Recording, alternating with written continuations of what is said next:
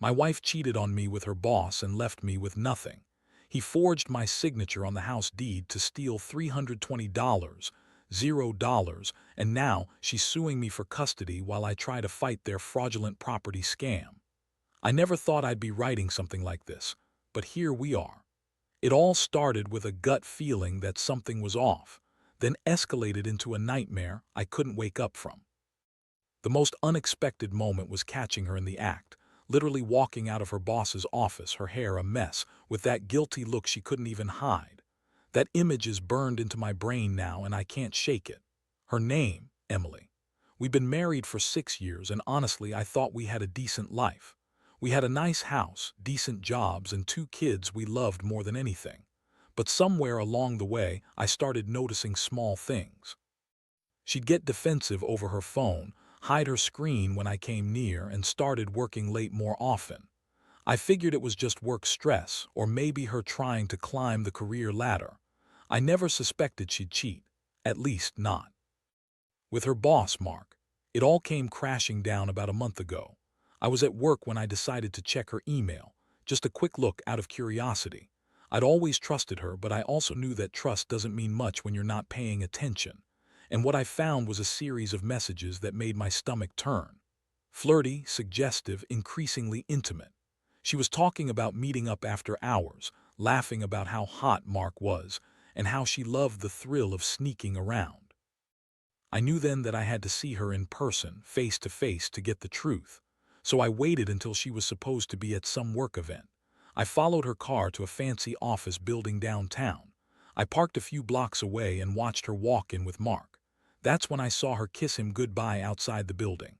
I felt like I'd been punched in the gut. I couldn't believe she was cheating on me with her boss, someone I'd always thought was just a colleague. It felt like my world was collapsing. I stood there stunned, and then I saw her come out an hour later, her face flushed, trying to act normal but failing miserably. That night I confronted her. I told her I knew everything about the emails, the meetings, the kiss. At first she denied it. She told me I was paranoid, that I was imagining things, that I was overreacting because I was stressed. She said she loved me, that Mark was just a friend, and that I was crazy to think she'd cheat on me. But I wasn't buying it. I had enough evidence and I could see the guilt on her face. When I pressed her harder, she snapped at me, calling me insecure, accusing me of snooping, saying I was ruining everything. The emotional roller coaster was brutal. I felt furious, betrayed, devastated. How could she do this? After everything we'd been through, I kept replaying the moments, the lies she told, the way she lied to my face even when I knew she was lying. I felt like I'd lost my sense of reality. It was like waking up from a nightmare, but the nightmare was real, and I couldn't wake up from it. I was angry at her, but also hurt. Deep down, I still loved her. That made it worse. I kept asking myself how I missed all the signs, how I could have been so blind. In the days that followed, I started digging into her phone, her bank accounts, her social media. I wanted to understand how long this had been going on, what she was hiding. That's when I discovered she'd been funneling money into an account she said was for emergencies, but it was actually payments to Mark. I also found out she'd forged my signature on the house deed, something I never thought she'd do. Turns out she was planning to leave me completely, and Mark was helping her scam our house, which was worth about $320, $0. I was stunned. I never thought she'd go that far. I confronted her again, this time with proof. She didn't deny it anymore. She just shrugged and said I was overreacting, that I didn't understand her needs, that I was holding her back. She told me I was a good husband, but she deserved more excitement, more passion. She said she wanted her freedom, and that Mark made her feel alive. That's when I realized how deep this betrayal went. It wasn't just infidelity, it was theft, manipulation, and outright betrayal of everything we'd built. So here I am now, fighting for my sanity, my home, and my future. They've already taken so much, her, the house, even the trust I once had in her. I'm in the middle of a legal battle to stop her from selling the house, and I've uncovered a web of fraud that makes my head spin. It's been a whirlwind of betrayal, anger, and heartbreak, and I don't know what the end looks like anymore. I just know I can't let her get away with this. I have to fight back, no matter how much it hurts. After I found out about her affair and the forged signature on the house deed, everything changed. I'd always thought we had a solid marriage, but that illusion shattered in an instant. The betrayal was one thing, but discovering she was actively trying to steal our house, our family's home, made me feel like I'd been punched in the gut. I couldn't sleep, couldn't eat. All I could do was think about what she'd done and what it meant for my kids and me. The first thing I did was get a lawyer. I knew I had to act fast if I was going to stop her from selling the house or doing anything else that could ruin me financially. The lawyer, a guy named David, was blunt and no nonsense. He looked at all the evidence I had, including the forged documents, and told me I had a strong case for contesting the deed. But he warned me that this wasn't going to be easy. My wife, Emily, was smart and manipulative. She already had her tailors and her lies ready, and Mark was deep into this scam. I could see the wheels turning in her head, trying to spin her way out of it. Meanwhile, Emily kept up her act. She was bitchy, dismissive, and always defensive whenever I brought up the house or her affair. She'd lie, deny, and shift blame onto me. "You're overreacting," she'd say. "You don't understand how stressful my job is. Mark and I are just friends, you're just paranoid." That last part, paranoid, really stuck with me. It made me realize how good she was at twisting the truth, making me doubt myself. But I knew better. I had the messages, the bank statements, the forged signatures. I wasn't imagining this. One night, I decided to dig a little deeper into her finances. I hired a private investigator. I needed to know how much she was hiding, who else she was talking to, and what her plans were. Turns out, she'd been funneling money into an account under a fake name, and she'd even been talking about moving out of the city with Mark. The pie also found out that she'd been secretly meeting with a real estate agent, possibly to get an appraisal or list the house for sale. Everything pointed to her trying to cut me out completely. I was furious. All I wanted was to protect what was mine, my home, my family, my life. I started preparing legal documents to contest her claim to the house. The more I uncovered, the more I realized how deep her lies went. She told everyone she was just working late, that I was overreacting, that I was insecure. Meanwhile, she was planning her escape, her affair, and her scam. It was like a betrayal on every front. But I also felt a strange sense of clarity. I knew I couldn't trust her anymore, not even a little. I trusted her with everything, our life, our money, our future, and she'd thrown it all away for some guy she barely knew. I started questioning everything. Was she ever really committed? Did she ever love me? Or was I just an obstacle in her way to some new life with Mark? The thought made me sick, but I also knew I had to stay strong for my kids. They didn't deserve to suffer because of her lies. The hardest part was the emotional toll. I kept replaying those moments when she was supposed to be my wife, the woman I loved. Now I saw her as someone I barely recognized, bitchy, manipulative, and willing to lie outright.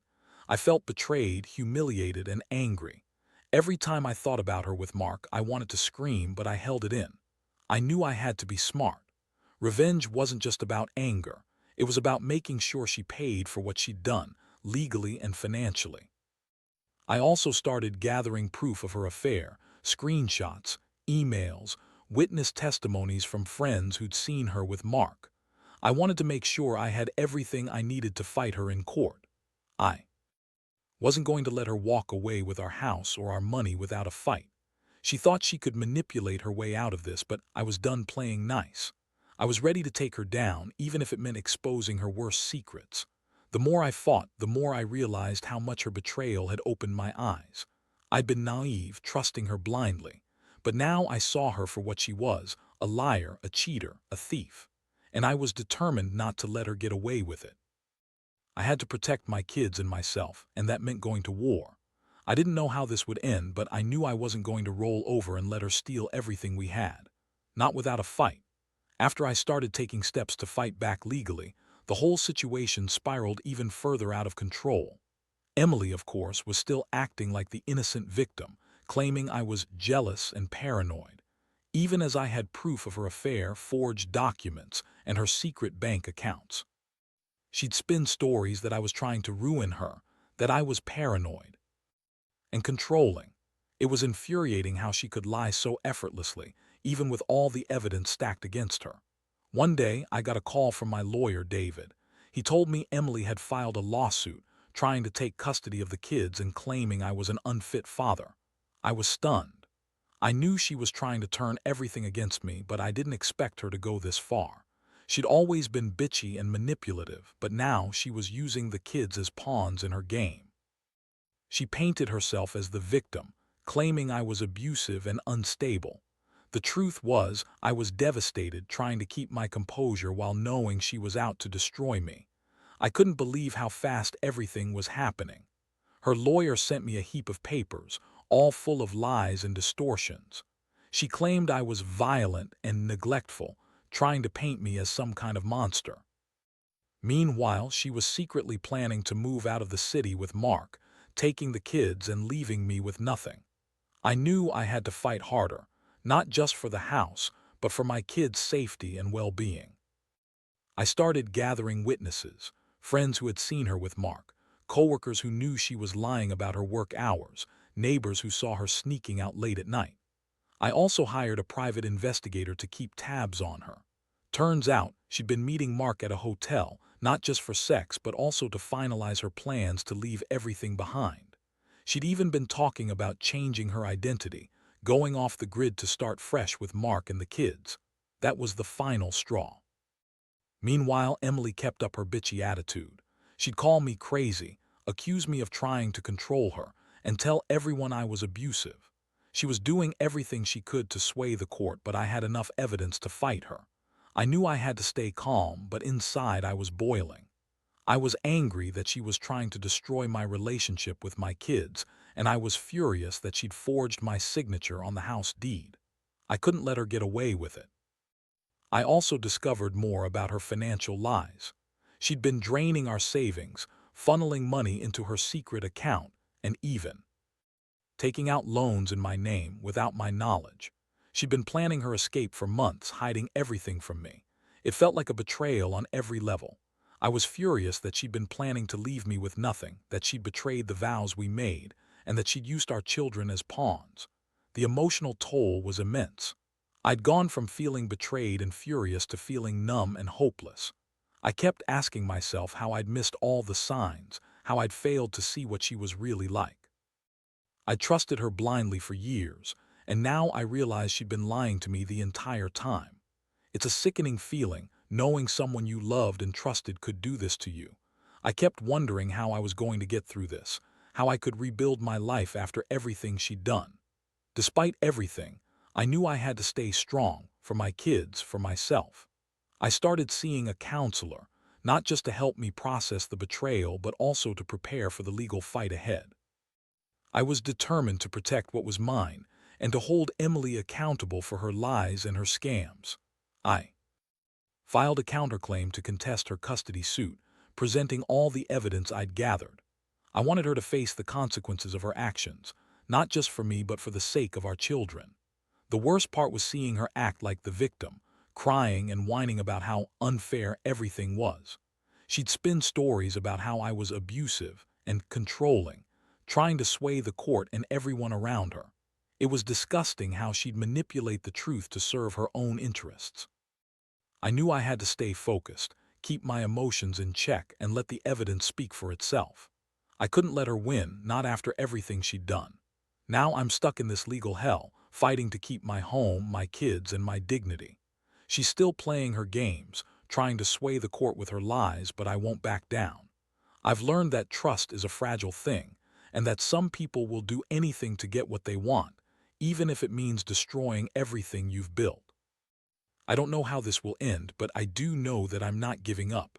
I owe it to myself and my kids to fight for what's right, even if it tears me apart along the way. The legal battle turned into a nightmare I hadn't prepared for.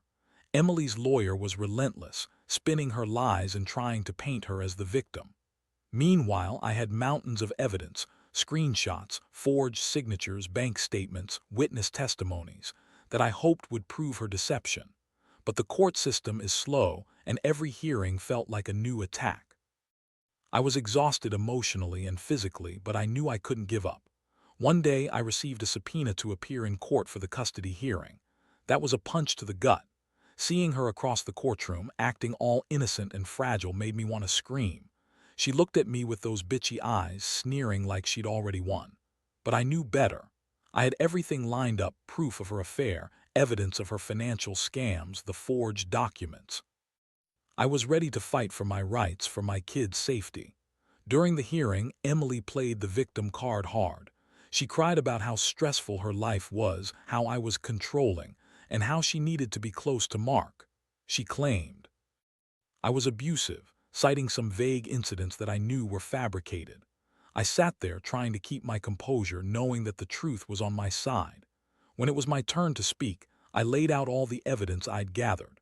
I told the court about her affair, her lies, how she'd forged my signature, and her plans to run away with the kids and Mark. The judge listened carefully, asking tough questions. I could see the skepticism in her eyes, but I also saw the cracks in Emily's story. Witnesses testified about her secret meetings, her financial schemes, and her manipulative behavior. I felt a flicker of hope that justice might prevail. But Emily's lawyer was good, very good, and she kept throwing out new lies, trying to discredit me at every turn.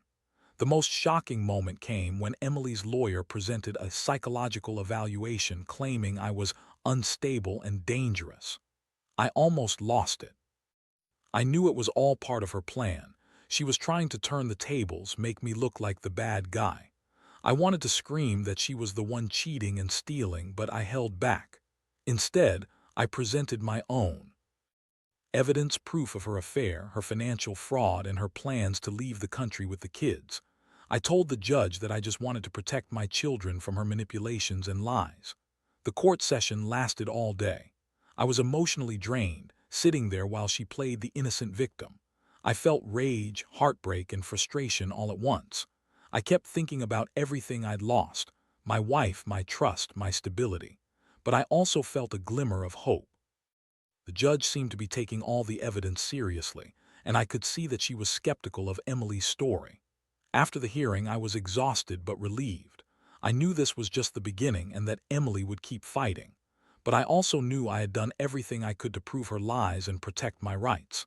I started planning my next move, more evidence collection, preparing for the next court date, and making sure I had all my ducks in a row. I also reached out to friends and family for support. I was a mess inside, but I had to stay strong for myself and for my kids. The emotional toll was brutal. Every day brought new surprises, new lies from Emily, new ways she tried to manipulate the situation. I kept asking myself how someone I loved could do this to me, to our family. It's a kind of betrayal that cuts so deep, it's hard to put into words. I'd trusted her with everything, and she'd used that trust to destroy us from the inside out. But I also realized I couldn't let her win. I had to keep fighting, no matter how much it hurt. I kept reminding myself that I was doing this for my kids. They deserved stability, honesty, and love, not a mother who lied, cheated, and stole from us. I knew I'd have a long road ahead, but I was committed to seeing it through. I wasn't going to let her take everything without a fight. She might have thought she could manipulate her way out of this, but I was determined to expose her for what she truly was, an unfaithful, manipulative, and dishonest person who had betrayed her vows and her family. And I would do everything in my power to hold her accountable. The months that followed were a blur of court dates, legal battles, and endless stress. Emily kept up her act, playing the victim, crying about how unfair everything was while secretly plotting her next move. Meanwhile, I was digging deeper into her financial records, gathering every shred of evidence I could find to prove her deception. I knew she was trying to slip away with the house, with the kids, with everything we built. I couldn't let that happen. One day, I got a call from my lawyer, David. He told me Emily had filed for full custody, claiming I was unstable and dangerous. I was furious. It was just another lie, another way for her to manipulate the system. I knew the truth, and I had the evidence to back it up. I sat in my little apartment and stared at the pile of documents, screenshots of her affair, forged signatures, bank statements, witness statements. I knew I had to prepare for the worst. She was desperate, and her desperation made her dangerous. I also discovered that Emily had been secretly talking to Mark about getting everything, once she took the house.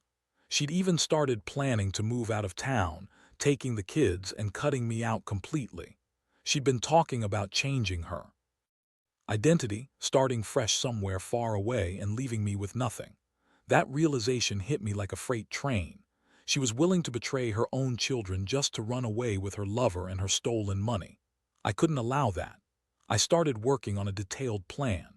I filed a counterclaim to contest her custody request, presenting all the evidence I had. I hired a private investigator to keep tabs on her activities, just in case she tried to disappear. I also reached out to some of her friends and family, trying to find any witnesses who could testify to her manipulative behavior. I knew she'd try to spin everything, so I had to be prepared for all scenarios. The court hearings became more intense. Emily's lawyer was good, too good in fact. She kept attacking my character, trying to paint me as unstable and unfit. She even brought in a psychologist to evaluate me, claiming I had anger issues. I knew it was all part of her game, but I stayed calm. I had nothing to hide. I presented all my evidence, explained how Emily had been lying and cheating, and how she was trying to steal our house and children. One of the most gut-wrenching moments was when Emily accused me of abusing her during our marriage. I was stunned. I knew it was a lie, just another tactic to sway the court. I had no record of violence or abuse, nothing but a loving husband trying to protect his family. Still, her words hurt, and I could see how easily she manipulated the narrative. It made me realize how dangerous she could be when she was backed into a corner. I also learned that she'd been secretly funneling money into a new account, possibly to fund her escape plan. She had been planning this for months, and I had only uncovered part of it. Every new piece of evidence made me more determined to stop her. I spent sleepless nights going over every detail, making sure I had everything ready for the next court date. Despite all this, I couldn't shake the feeling of betrayal. I kept asking myself how someone I loved could do this, to me, to our family. The woman I married was gone, replaced by someone cold, manipulative, and willing to do anything for her own gain. It was a painful realization, but I knew I had to stay strong for my kids and for myself. I reminded myself that I was fighting not just for the house or custody, but for my dignity and my future. Throughout it all, I kept my emotions in check. I knew if I let anger or despair take over, I'd lose my edge. I stayed focused, gathering more evidence, preparing my case, and leaning on friends and family for support. I had to be the rock for my children, even if inside I felt like I was crumbling. It was a brutal, exhausting process, but I refused to give up. I knew Emily's manipulations wouldn't hold up forever. Justice, I hoped, would prevail.